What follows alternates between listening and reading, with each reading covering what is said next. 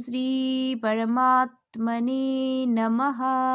श्रीमद्भगवद्गीता अथो द्वितीयोऽध्यायः सांख्ययोगः। श्रीभगवानुवाच। श्लोक नंबर 72। एष ब्राह्मी स्थितिस्पार्थ नैनं प्राप्य विमुह्यति स्थित्वा सामन्तकालेऽपि ব্রহ্মনির্বাণমৃচ্ছতি।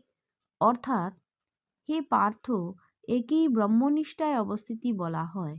এই ব্রহ্মনিষ্ঠা লাভ হলে জীব সংসার মোহে আবদ্ধ হয় না। মৃত্যুকাল পর্যন্ত এই নিষ্ঠায় অবস্থিত থাকলে জীবের ব্রহ্মনির্বাণ লাভ হয়।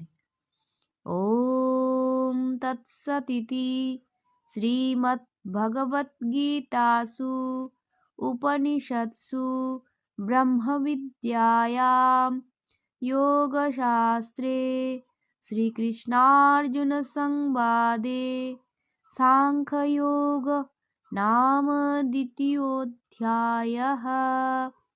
ॐ श्रीकृष्णार्पणमस्तु।